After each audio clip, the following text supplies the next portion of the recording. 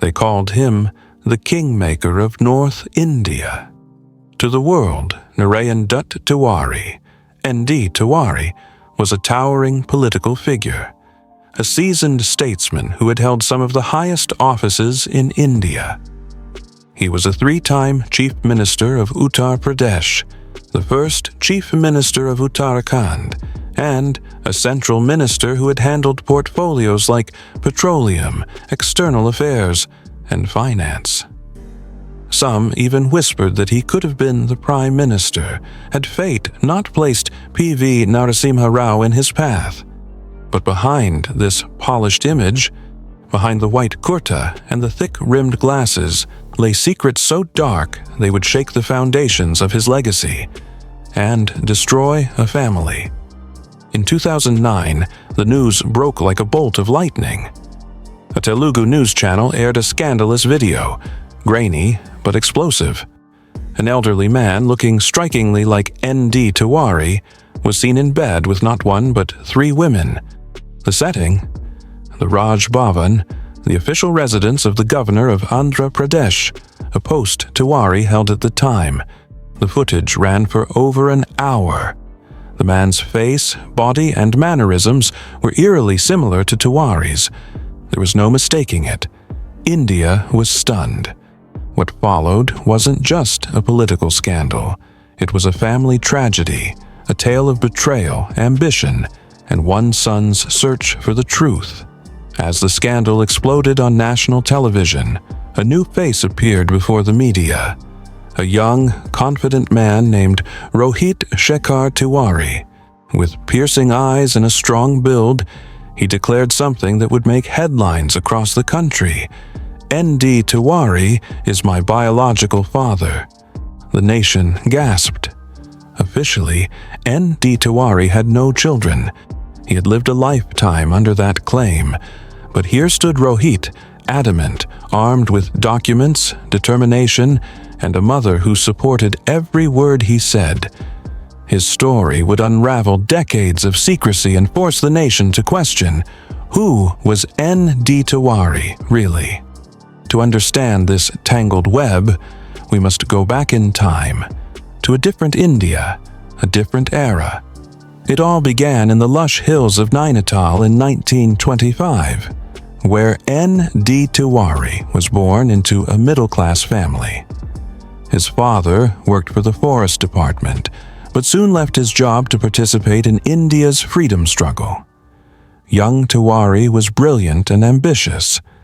By 1944, he had enrolled at Allahabad University, where he quickly rose to become the student union president. Politics was not just his passion, it was his destiny. His political journey began in 1952, when he was elected as an MLA from Nainital, backed by the Praja Socialist Party. 2 years later, he married Sushila Tiwari, a graceful and soft-spoken woman. Their marriage was conventional, their life simple, on the outside. But tragedy struck when it was discovered that Sushila could not bear children. Despite this, their bond remained strong, even as Tiwari's political career soared. In 1963, he joined the Indian National Congress. By 1968, he had formed the Jawaharlal Nehru Youth Center and was mingling with the power players in Delhi. That's where the storm truly began.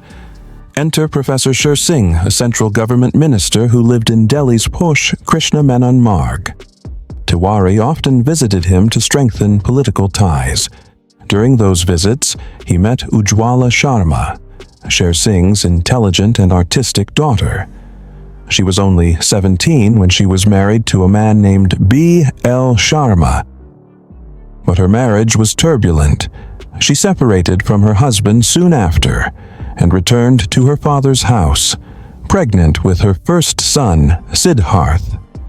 In that same household, ND Tiwari's visits continued, and Ujjwala found herself drawn to the older, charismatic politician. A forbidden relationship began to blossom. Despite being a married man, ND Tiwari pursued Ujjwala relentlessly. She, in turn, found comfort in him, perhaps a sense of protection, stability, even affection. She had just left a broken marriage and was raising a child alone. Tiwari was powerful, persuasive, and persistent. He promised her many things, one of them being a family. In various interviews, Ujjwala would later say that ND Tiwari often lamented his childless marriage. He told her that he wanted a child, someone to carry on his legacy. And slowly, the line between power and intimacy blurred. In the years that followed, Tiwari's visits increased. He arranged for Ujjwala to join the Youth Congress, where she served as a secretary while he led it as president. They spent more and more time together, attending programs, working side by side. Her parents, known for their progressive thinking, never objected. But society was watching, whispering. Tiwari was still very much a married man. Then came the emergency of 1975. Sher Singh quit Congress and joined Janata Dal. The political climate shifted, and so did Tiwari's behavior. As he rose to become Chief Minister of Uttar Pradesh in 1976, he began to distance himself from Ujjwala. By now, she was 24 and he was 52, a gap of nearly 30 years. But their relationship reignited. In the following months, she became pregnant. On paper, Ujjwala was still legally married to B.L. Sharma, though they were living separately. So when she gave birth to a second son in 1979, questions were bound to rise. Who was the father? Rumors swirled, neighbors gossiped, but Tiwari kept silent. He did visit the child, even held him like a father.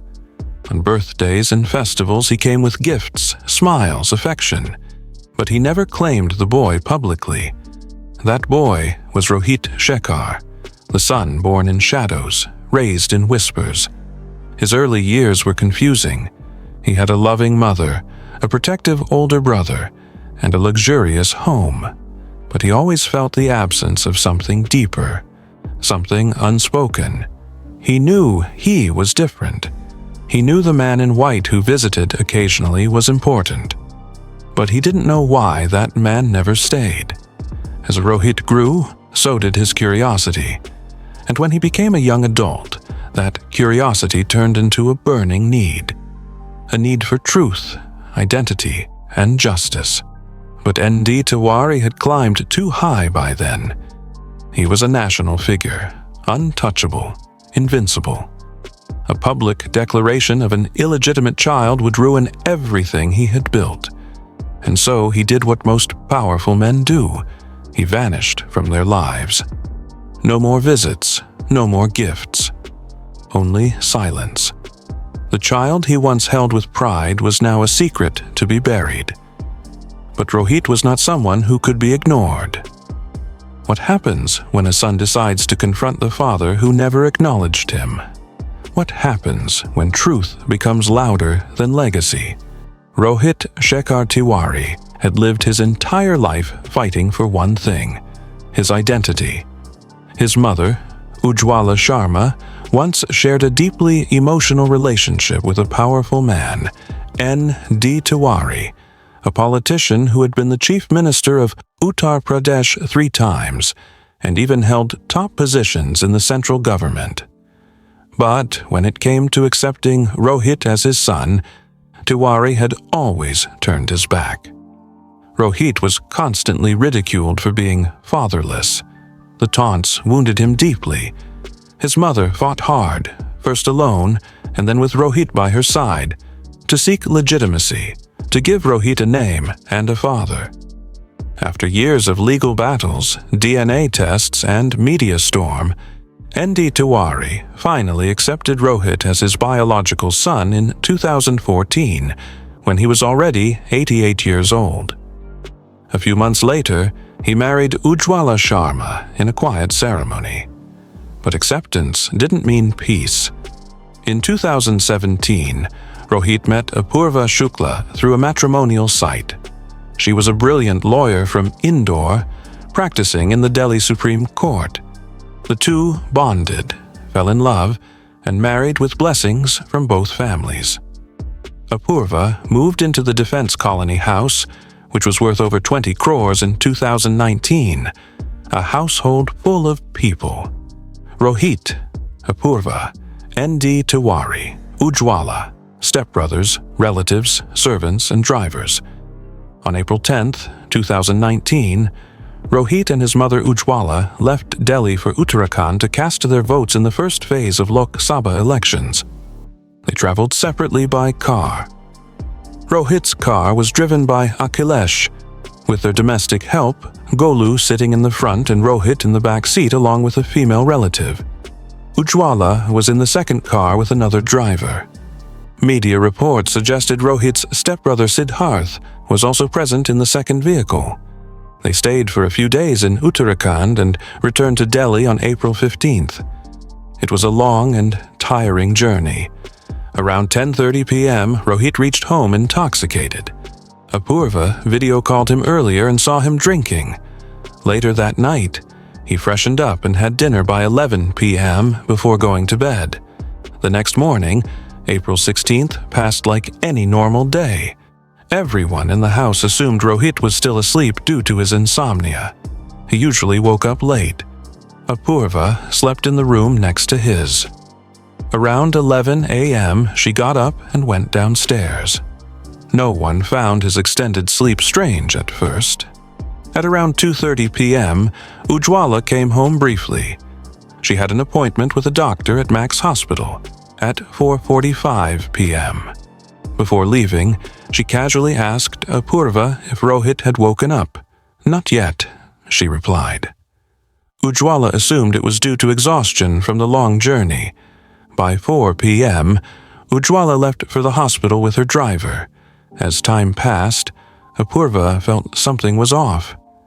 She sent Golu, the domestic help, to check on Rohit. The door wasn't locked, just ajar. Golu entered quietly, only to freeze at the sight before him. Rohit was lying on his side, face turned away. Blood had dried near his nose. He wasn't breathing. Golu screamed. Everyone, Apoorva, Siddharth, other family members, staff, came running. Panic struck the household. Meanwhile, Ujjwala, who had just reached the hospital, received the dreaded call. She rushed back with an ambulance. Rohit was placed in a car first, then shifted into the ambulance and rushed to Max Hospital. At 4:45 p.m., the doctors declared Rohit Shekhar Tiwari dead. After ensuring he was dead, she wiped her fingerprints, changed her clothes, and quietly returned to her room, leaving no trace of what had just occurred. Aftermath, justice, and unanswered questions. Apoorva was arrested and charged with murder, destruction of evidence, and conspiracy. She was remanded to judicial custody, and the nation was left stunned. How did a love story turn into such a cold-blooded killing?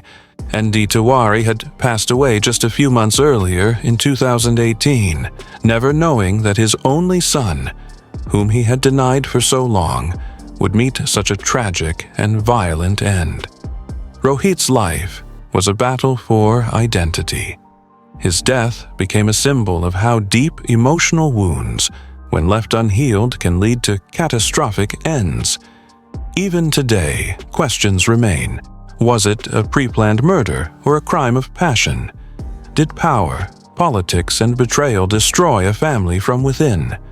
And, most hauntingly, was this the curse of a truth that took too long to come out? After ensuring he was dead, she wiped her fingerprints, changed her clothes, and quietly returned to her room, leaving no trace of what had just occurred. Aftermath, justice, and unanswered questions. Apoorva was arrested and charged with murder, destruction of evidence, and conspiracy. She was remanded to judicial custody, and the nation was left stunned. How did a love story turn into such a cold-blooded killing? ND Tiwari had passed away just a few months earlier in 2018, never knowing that his only son, whom he had denied for so long, would meet such a tragic and violent end. Rohit's life was a battle for identity. His death became a symbol of how deep emotional wounds, when left unhealed, can lead to catastrophic ends. Even today, questions remain. Was it a pre-planned murder or a crime of passion? Did power, politics, and betrayal destroy a family from within? And most hauntingly, was this the curse of a truth that took too long to come out?